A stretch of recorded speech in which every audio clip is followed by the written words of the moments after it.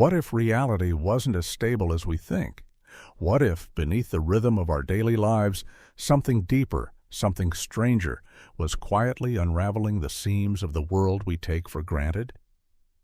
In scattered towns across decades, people have witnessed events so improbable they defy not just explanation, but the very foundations of physics, time, and memory.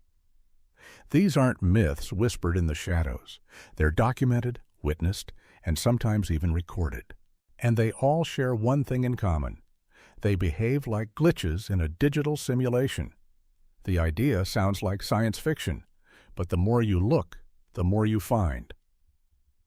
Across the centuries and continents, ordinary people, soldiers, librarians, airline pilots, college students, have stumbled into moments that broke the rules.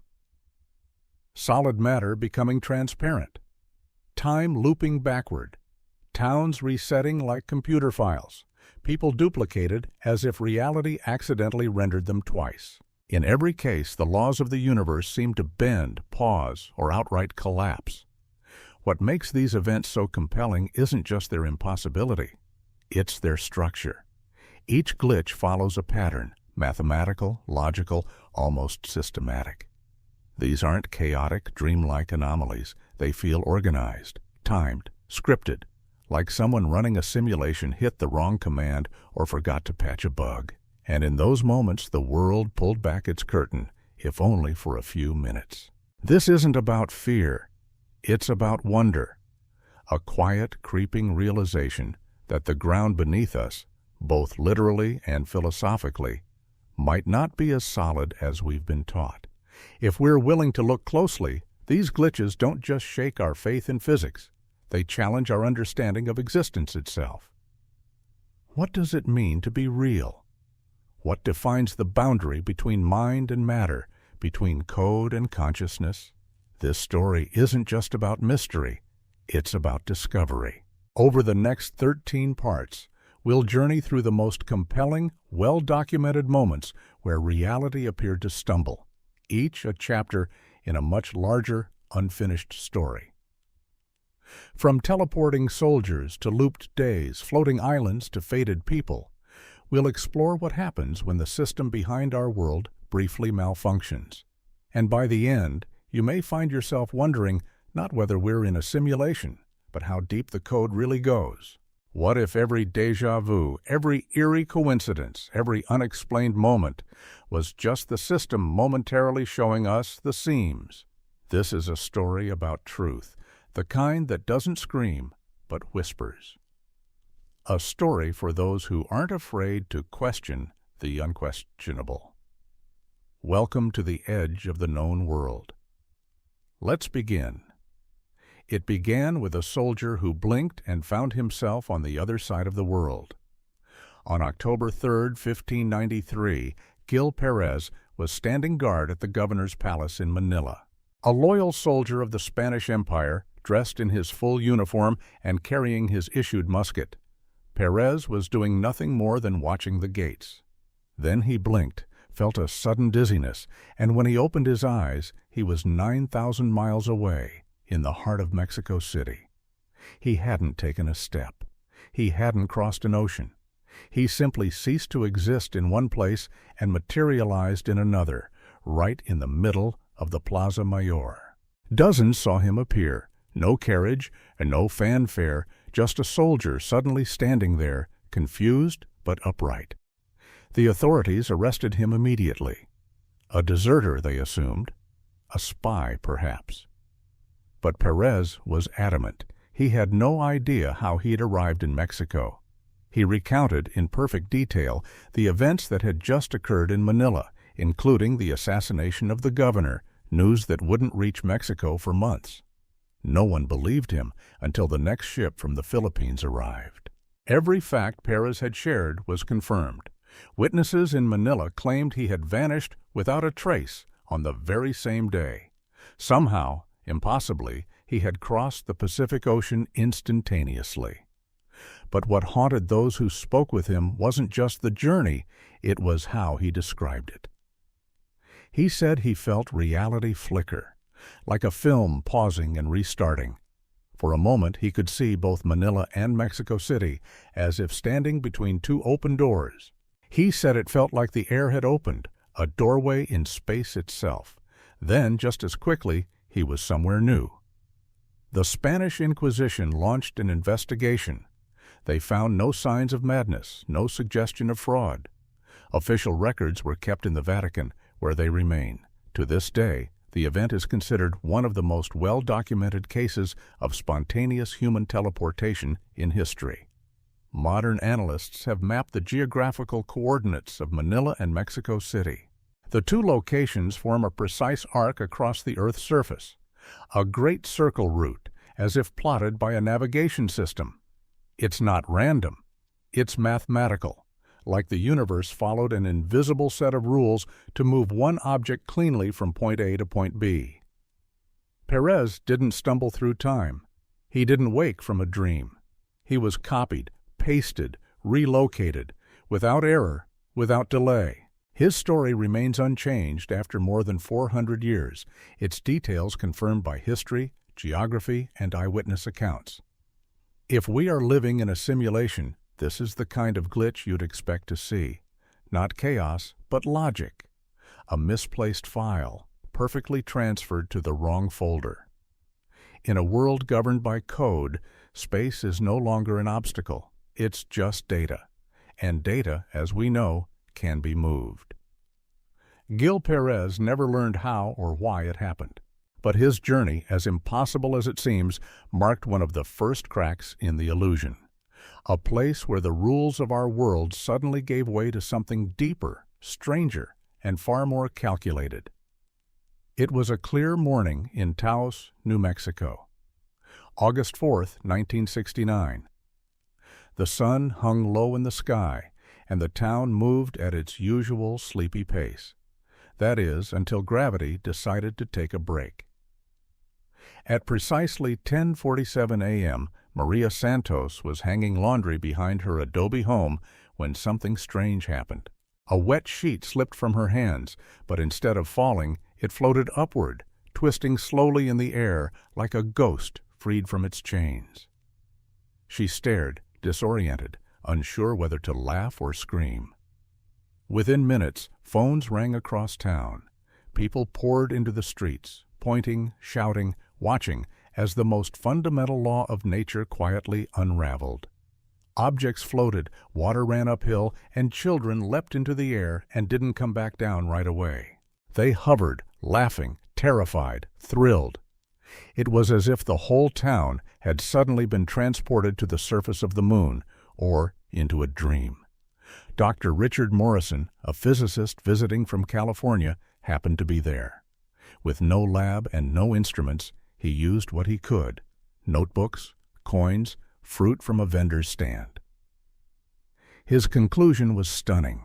Gravity hadn't vanished entirely, but had reduced to about 15% of normal. Heavy things still fell, but so slowly they might as well have been caught in molasses. Local television station KQED, filming a documentary nearby, captured the entire event on tape. In the footage, a reporter speaks calmly about ancient pottery, while behind her, leaves and papers drift upward.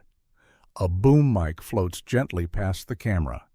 The footage, now archived, remains one of the few visual records of the event.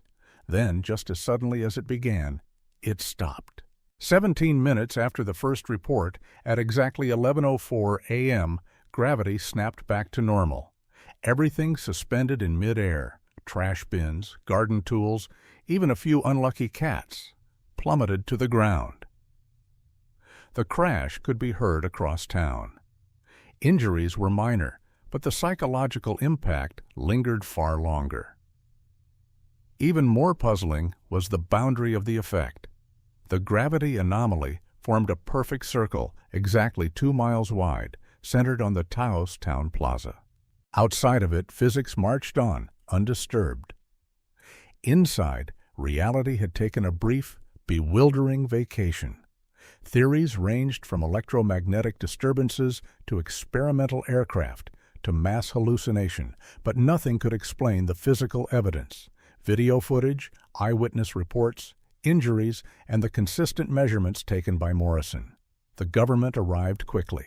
They documented, sealed files, and issued a carefully worded statement that failed to answer the one question everyone was asking. How could gravity, the one thing no one can escape, simply forget to work? To this day, the residents of Taos remember it as the day the universe took a breath. A 17-minute glitch in reality. A pause in the simulation, perhaps, when the rules that keep us grounded literally were momentarily overwritten. If gravity is just another line of code, maybe, for a moment, someone hit delete. The question isn't just how this happened. It's whether it could happen again, and whether the force that holds us all down is as absolute as we once believed. It was a Tuesday, but not just any Tuesday. For Jennifer Kumar, March 15, 2011, would become the longest day of her life because it never ended. The first time it happened, she brushed it off as déjà vu. Her alarm clock buzzed at 6:23 a.m. The same song played on the radio. The same cat knocked over the same glass of water. But by the third repeat, the pattern was unmistakable. Jennifer wasn't imagining things. She was stuck, repeating the same 24 hours, again and again. At first, she thought she might be dreaming or suffering from a psychological break, but each loop brought with it consistency. The weather stayed the same cars honked in the same intersections. People repeated conversations down to the word. She could predict everything, what songs would play, when the power would flicker at the office, who would spill coffee at 2:12 p.m. The world had become a script she could recite by heart. So she started testing the boundaries.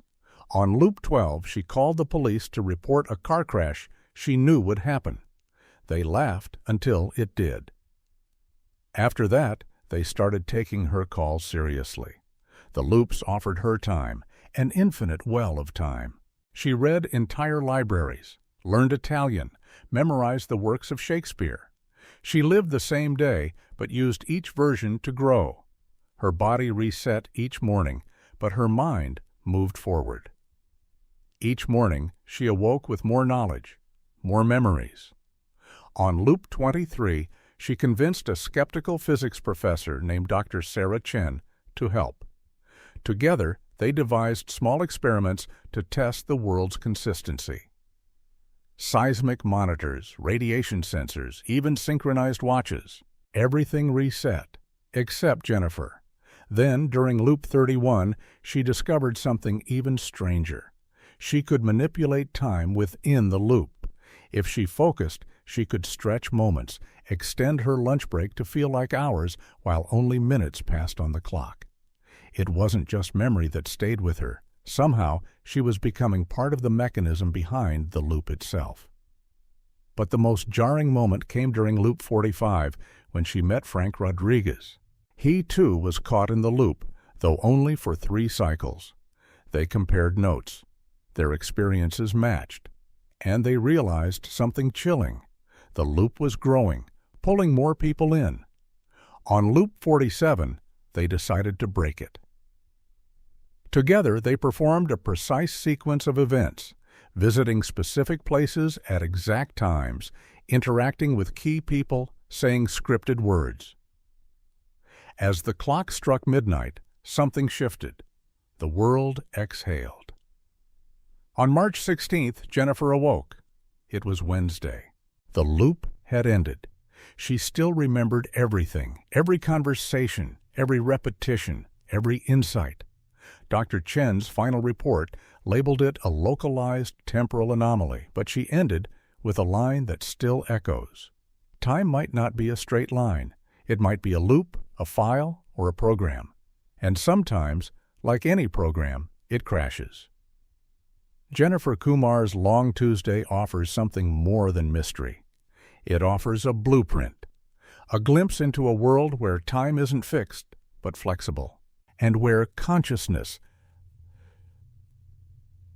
untethered from the clock, can grow beyond the bounds of a single day. If time is a simulation, then her loop was the bug, and she was the user who noticed. It began as a quiet June morning in Milbrook, Illinois, a small town where people waved at each other, remembered birthdays, and locked their doors more out of habit than necessity. But on June 12, 2003, something happened that would fracture the town's sense of reality forever. Rebecca Martinez, the town's librarian, was shelving books in the reference section when she looked out the window and saw herself walking past. Same clothes, same gait, same subtle limp in her right foot. At first, she assumed it was a trick of the glass, but when she followed the figure back inside, she found her duplicate, working quietly, shelving books. The copy looked at her, nodded politely, and continued as though nothing were amiss. Word spread fast, not of gossip or scandal, but of something stranger, something exact. People began spotting themselves in other parts of town, going through their day as if following a script. Tom Bradley found a version of himself mowing a lawn 3 blocks away. Sarah Winston saw her double shopping for the same groceries at the same store. These weren't lookalikes. They were flawless replicas, down to scars, moles, and old injuries. Medical exams confirmed it. DNA matched. Fingerprints identical. Even their memories were synchronized, but it didn't end with resemblance. Each original and their duplicate were locked in a bizarre ballet, mirroring each other's actions with eerie precision, offset by exactly 4.7 seconds. If a woman reached for her coffee, her copy would do the same 4.7 seconds later. It was as if time itself had stuttered and replayed its footage twice. Dr. Michael Ross, a physicist from Northwestern, arrived to investigate. What he found disturbed him. The duplicates weren't random. They were appearing in locations where their originals had stood exactly 24 hours earlier. It was as though the town had entered a temporal echo, re-rendering previous versions of its inhabitants like cached files in a glitching system. And then, after 6 days, the duplicates vanished. No grand disappearance. No warning, just a moment of stillness, as if the system corrected itself, and then they dissolved. Witnesses described it as pixelation. Like watching a TV lose signal, their copies flickered, then disappeared completely. Government officials showed up the next day. They questioned residents, confiscated footage, and then left. Soon after, several residents were quietly relocated. But whispers remained about other towns across the Midwest, about similar 6-day glitches, about people being copied twice. The implications are unnerving. In digital systems, rendering an object twice is a common error, a visual bug. But what does it mean when the same thing happens in physical space? Was Milbrook running an old version of itself? Was reality hitting a refresh command and accidentally duplicating its assets? The Milbrook incident forces us to confront a deeper question. If reality can create an exact copy of you down to your memories and injuries, what does that say about the original? Are we unique? Or are we all just data, ready to be replicated when the system stumbles? That week in Milbrook wasn't just strange. It was systematic, clean. Like someone, or something, was running diagnostics, copying files, and testing what would happen if the same person existed twice. And for a brief moment, the town found itself trapped in a looped reflection, watching the line between real and rendered disappear. High above the earth, where the air thins and clouds give way to open sky, Captain David Chen guided Flight 447 through the calm stratosphere on September 23, 1997. It was supposed to be a routine journey from Seattle to Los Angeles, but what he and his passengers saw at 30,000 feet would remain one of aviation's greatest mysteries.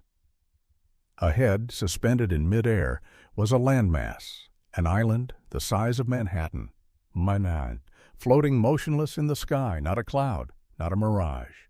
A solid island, complete with forests, fields, buildings, and what appeared to be people moving along its surface. Chen stared in disbelief, rubbing his eyes. He radioed air traffic control. Nothing on radar, nothing registered. But it was there, visible, undeniable. Flight attendants and passengers crowded the windows.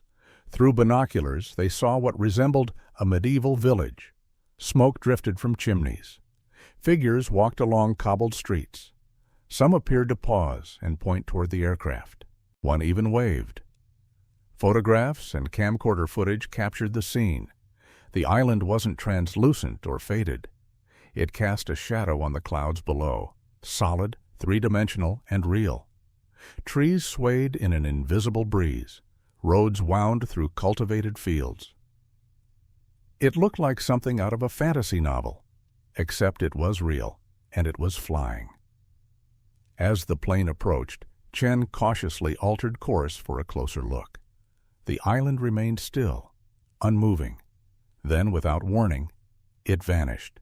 No explosion, no descent, just gone, like an image deleted from a screen. One moment there, the next erased. When military aircraft scrambled to the coordinates, they found only empty sky. Back on the ground, the Federal Aviation Administration launched a full investigation. Flight data showed navigation errors during the sighting. The aircraft's instruments briefly reported that it was at multiple altitudes and locations simultaneously. The anomaly began and ended with the appearance of the floating island. Experts analyzed the video footage. No signs of digital tampering. No lens flares, no double exposure. The island had been real, visually and physically. One researcher noted that the clouds had bent around its base, creating a natural weather system of their own. It wasn't a projection. It was part of the environment. Chen's report was classified. Passengers were interviewed. Some described the island as ancient, others as futuristic. But they all agreed on one thing: it didn't belong. Was it a fragment of another world? A rendering artifact mistakenly loaded into our sky? Or something worse, a portion of the simulation accidentally revealed? The sky has always represented freedom, openness, possibility. But what happens when the sky itself becomes a stage for impossible structures? For a moment, passengers aboard Flight 447 saw a world above the world, one that didn't obey the rules of gravity, physics, or even time. Floating land masses don't exist, unless reality isn't quite what it seems, unless the world we see is just one layer of a system, far larger, more complex, and more vulnerable to error than we've ever imagined. Captain Chen never saw the island again, but his brief glimpse above the clouds remains a haunting reminder. Even the heavens are not immune to glitches, and sometimes the code breaks in full view of the sky. December 14, 2005 began like any other day at New York's Grand Central Terminal. Trains arrived, announcements echoed, and crowds moved like synchronized waves through marbled halls. But for one man, John Stevenson, that day would rupture reality itself. He wasn't running. He wasn't chasing anyone or lost in thought. He was simply walking through the terminal when something impossible happened. He passed through a marble pillar as if it were made of mist. Dozens of people saw it. Security cameras captured it. One moment, John approached the solid column. The next, he stepped inside it, his body disappearing into stone, and emerged unharmed on the other side. Officer Maria Rodriguez stood just 10 feet away. She rushed to him, touching his shoulder, inspecting him, certain she had just witnessed a man break the laws of physics. The pillar remained intact. John, shaken but otherwise normal, said it felt like walking through thick gelatin. He described being able to see the inside of the column, its steel reinforcements, its veins of concrete and stone. Not like X-ray vision. More like the material had become momentarily translucent, as if the code that rendered it had dropped to a lower resolution. Security footage confirmed every detail. No cuts, no glitches, no tricks. Multiple angles, synced by timestamp, showed the same impossible event. And when physicists reviewed the footage, they were stunned. Dr. Patricia Kim from Columbia University wrote, This violates the Pauli exclusion principle. Two objects cannot occupy the same space. Yet he did. John underwent full medical testing. No injuries, no abnormalities. But something strange lingered. Electromagnetic sensors picked up odd energy patterns around his body, like static that clung to him for hours after the event. And John reported something stranger still. He could still feel the column. Even days later, miles from the terminal, he sensed its presence, its shape, its texture, as if some part of him had remained behind. He described it not as memory, but as quantum entanglement. He felt tethered to the pillar, as though the simulation hadn't fully updated his location. Further investigation revealed the pillar itself had been acting oddly for weeks. Maintenance workers said it felt soft to the touch. Instruments detected subtle energy fluctuations inside it, like interference. And after John's walkthrough, witnesses claimed the pillar occasionally flickered, as if failing to load properly. The area was quietly sealed off. The footage was never released publicly, but those who saw it never forgot. In digital systems, we talk about clipping errors, when a character in a game walks through a wall due to faulty collision detection. It's a glitch, a simple coding oversight. But what if matter itself can glitch? What if the walls we trust to be solid are only as real as the rules holding them together? John Stevenson didn't break a wall. The wall forgot to be solid. And if that's possible, if objects can fail to render properly, if people can become briefly untethered from the physics engine, then what else might be unstable in this world we call real? What other pillars might just be pixels waiting to fade? In the early hours of November 8, 2012, the town of Cedar Falls, Iowa, experienced something that defied logic, science, and memory. At exactly 3:17 a.m., the entire town reset, like a file being restored to a previous version. It started with a wing of the local hospital. Just the day before, it had been demolished to make room for new construction. But when the night staff arrived for their shift, they found it standing again, walls intact, equipment reinstalled, beds made, as if the demolition had never happened. At first, the staff assumed it was a bizarre prank or hallucination, but as the sun rose, the full extent of the reset became clear. Road repairs from the previous day were gone. Construction sites had reverted to older phases. Cars were back in yesterday's parking spots. Trash that had been collected reappeared on curbs. Even the small things were reversed. A local woman, Sarah Mitchell, had painted her house green on November 7th. When she stepped outside that morning, it was blue again, the original color. Not a new coat, but the exact same faded paint, complete with identical weather stains and cracks. City planners were baffled. Their digital records had reverted. Files created the day before were missing. Updates were undone. Metadata showed that the changes occurred precisely at 3:17 a.m., overwritten by older versions of themselves. It wasn't just a rollback, it was a clean restore. But the most unsettling part? Biological systems had reset too.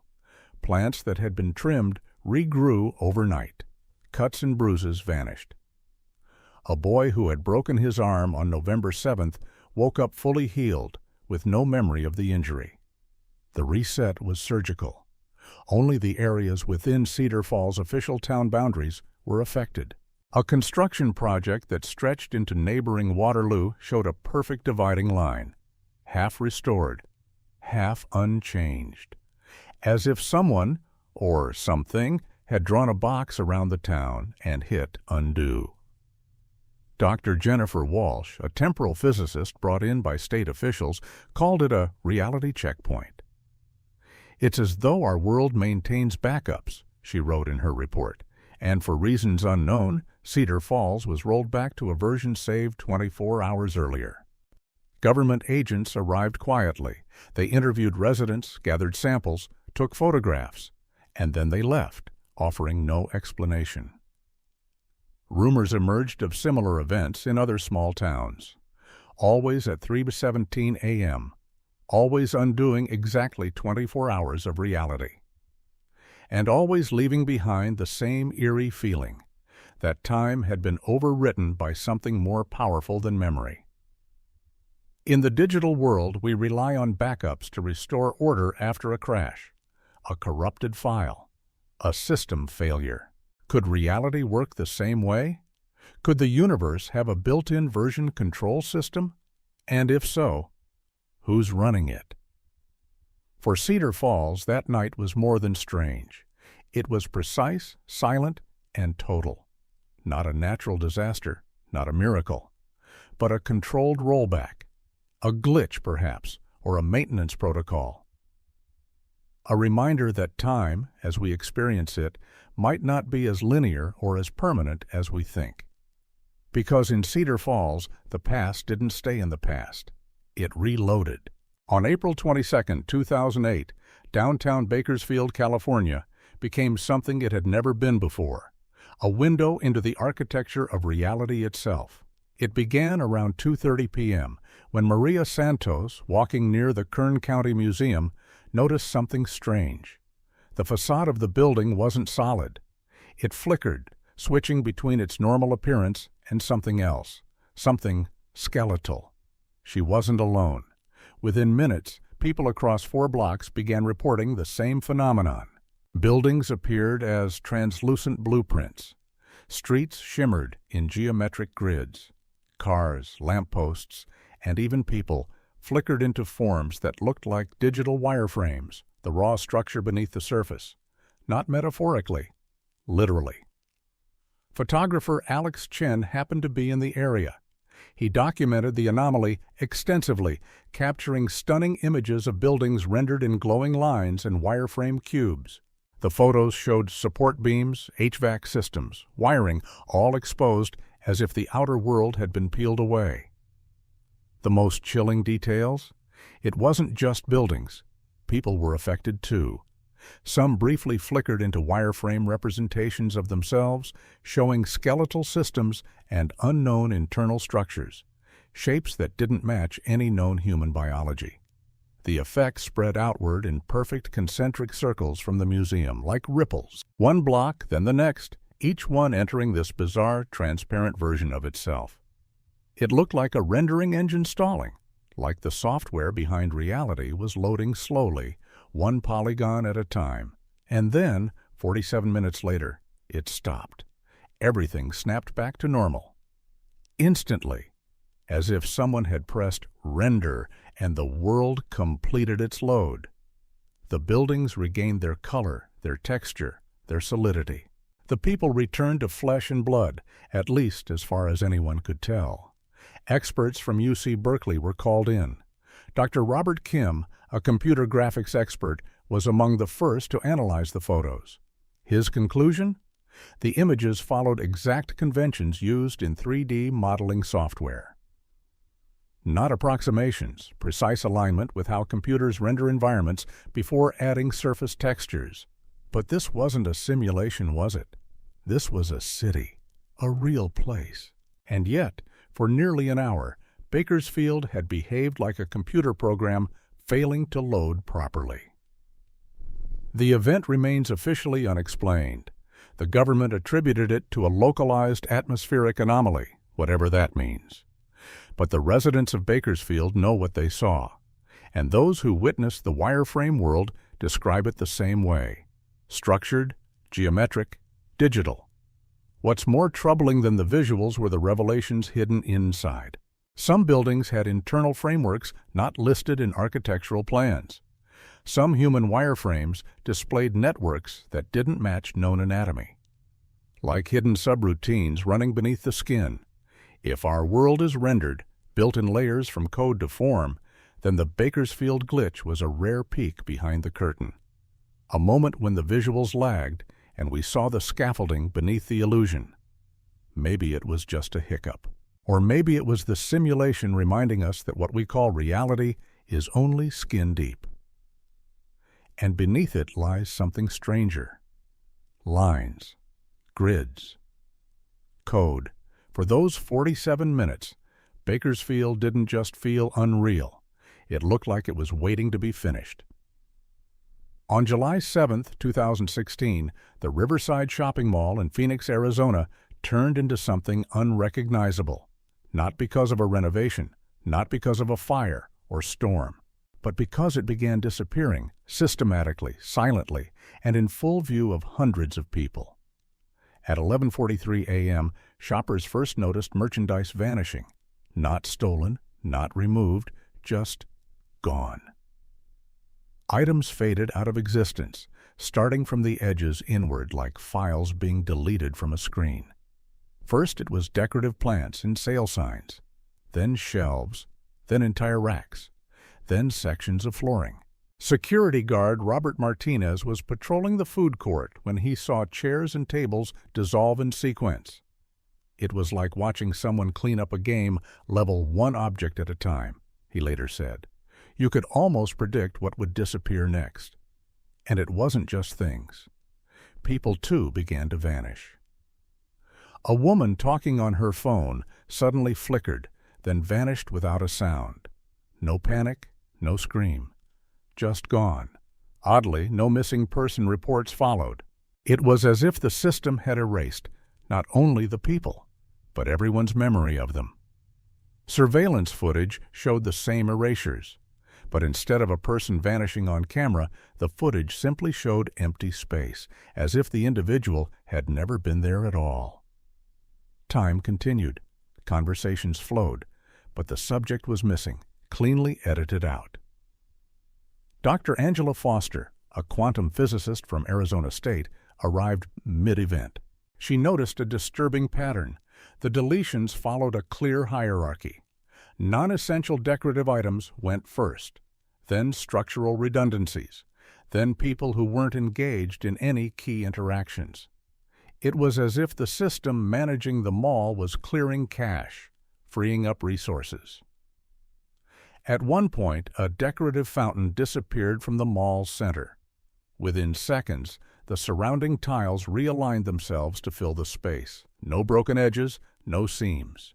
Just a clean surface, as though the fountain had never existed. And yet, people weren't screaming. They weren't panicking. Somehow, reality adjusted not only its visuals, but its memory. Mall directories, receipts, store inventories, they all updated in real time to reflect the missing items. Financial records rewrote themselves. Security logs rewrote themselves. Everything adapted. The disappearances continued until exactly 2:17 p.m. Then, just as calmly as they began, they stopped. Roughly 40% of the mall had vanished. What remained operated normally, like a partially loaded game world where only the vital assets had been rendered. Foster's final report proposed something radical. Reality may manage itself like a simulation, removing low-priority assets to conserve processing power. Her team noted that the deletions followed a grid pattern identical to how digital environments manage memory allocation. Imagine a video game where unused textures are cleared to optimize performance. Now imagine the same thing happening in real life. The Riverside Mall incident isn't just chilling because of what was lost. It's chilling because of what was retained: functionality, order, narrative consistency. The system didn't crash. It cleaned. If we are inside a simulation, this was a memory purge, a background task running without alerting the users.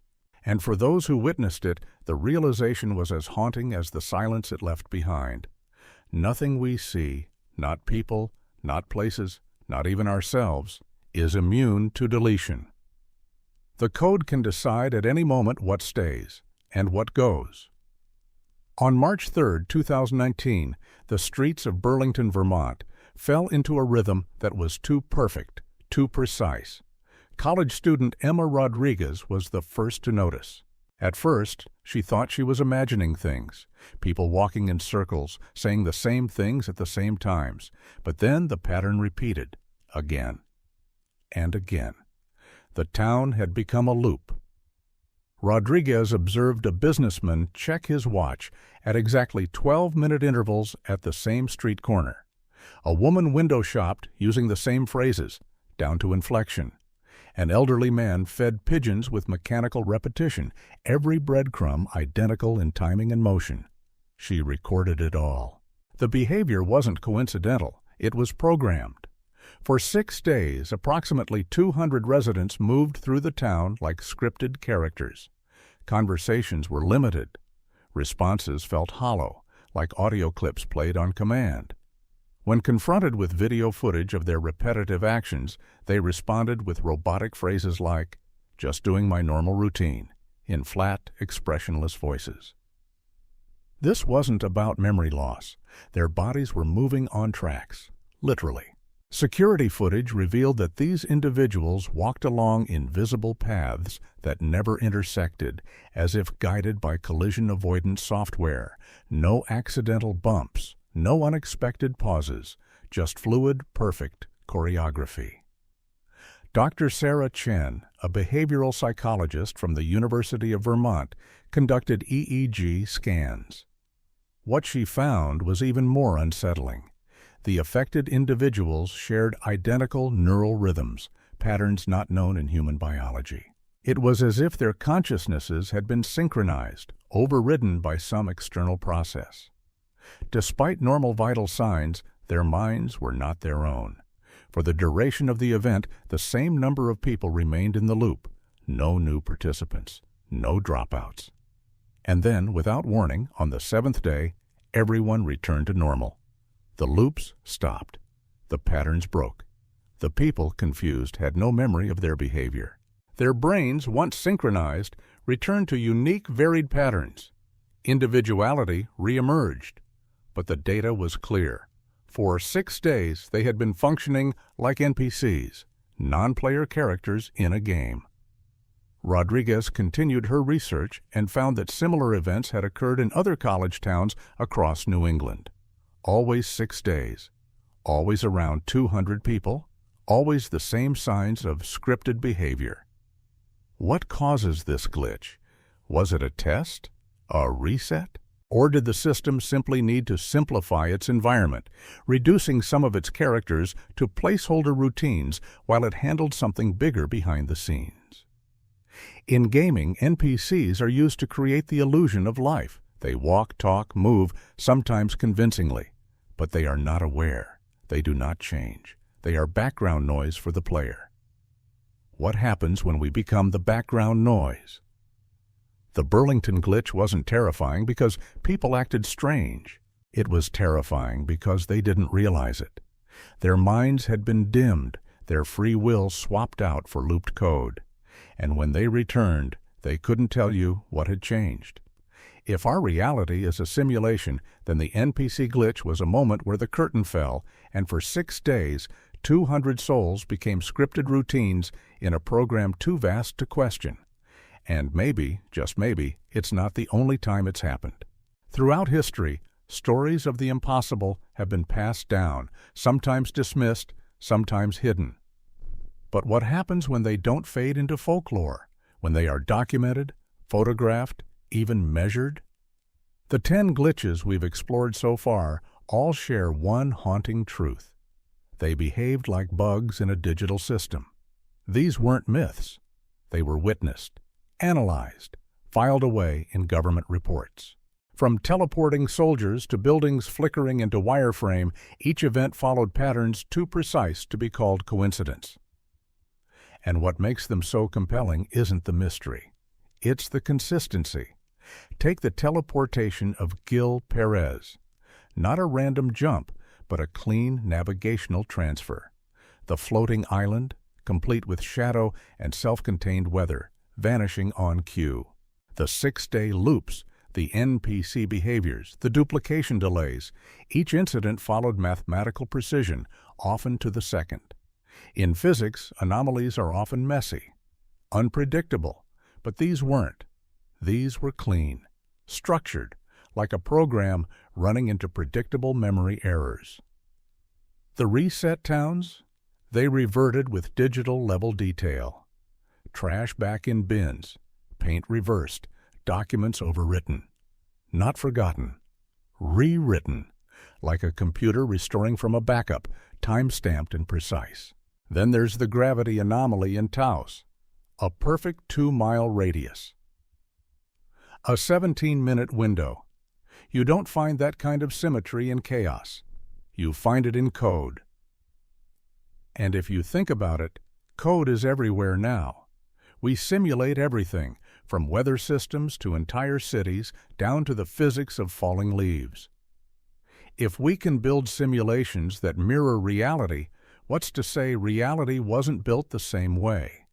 What's terrifying and exhilarating is how these glitches offer a peek behind the curtain, a moment where the fabric of the world misaligns and reveals the machinery beneath.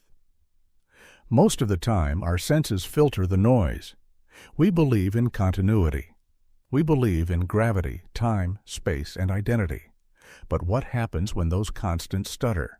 When a mall despawns part of itself to free up resources? When human consciousness synchronizes into a single rhythm? When matter forgets to be solid and time forgets to be linear? You begin to question not just what is real, but what real even means.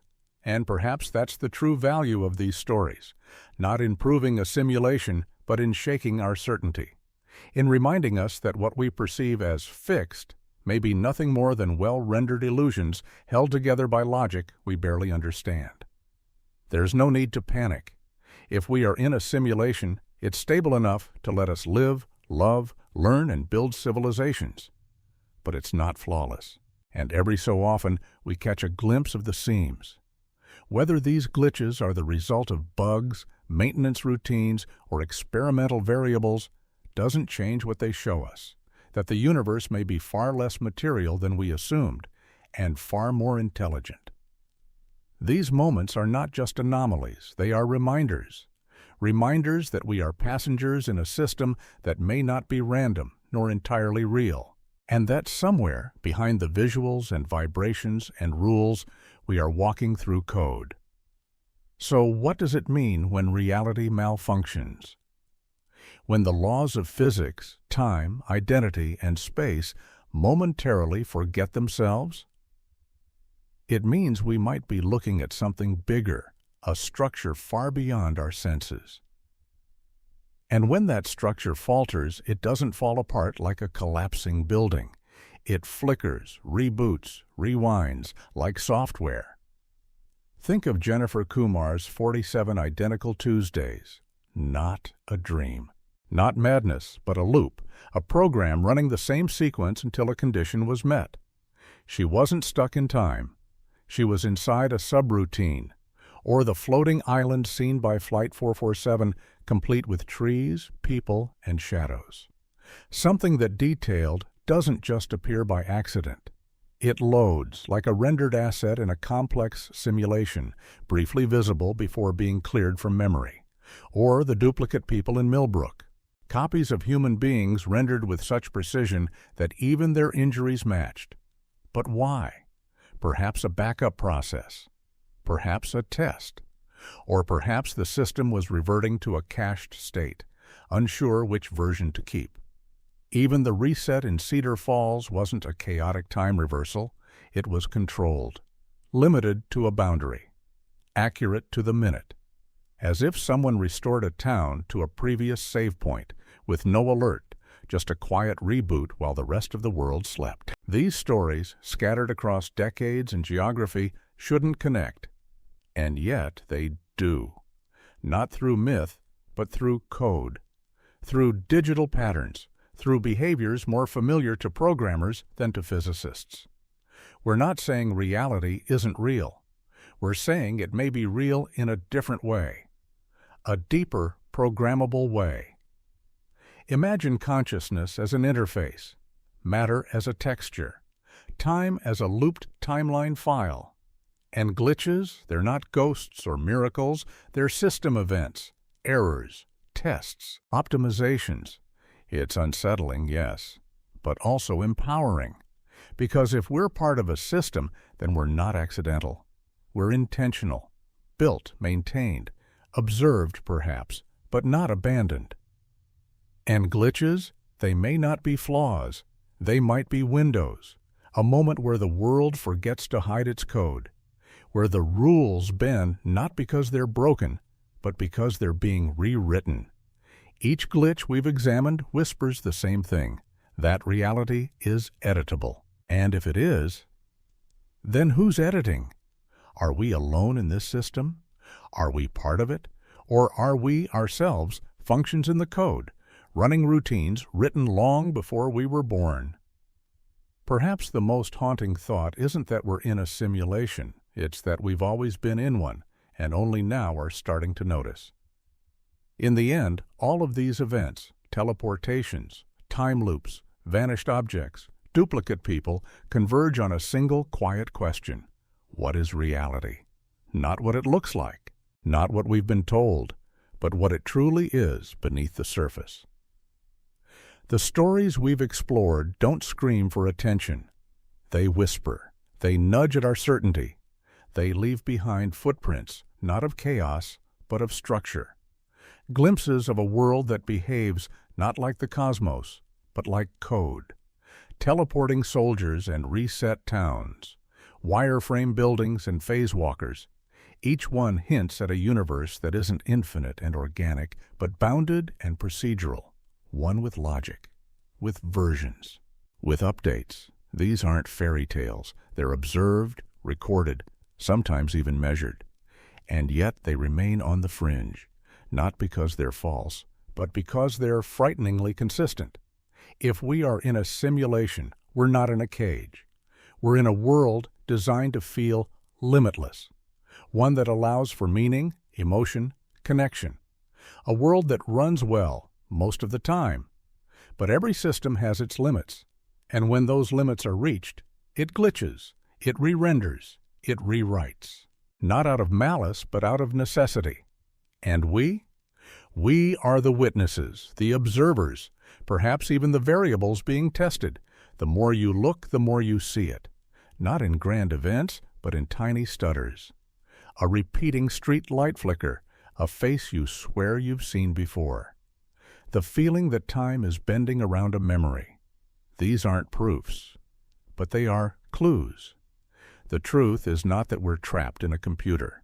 The truth may be that consciousness itself is part of the code, that what we call reality is more flexible, more reactive, more intentional than we ever dared to imagine. And if that's true, then glitches aren't flaws. They are opportunities to see, to ask, to wonder. So we return to the beginning. What if reality isn't solid but simulated? What if space is navigable, like data? What if time loops, resets, compresses?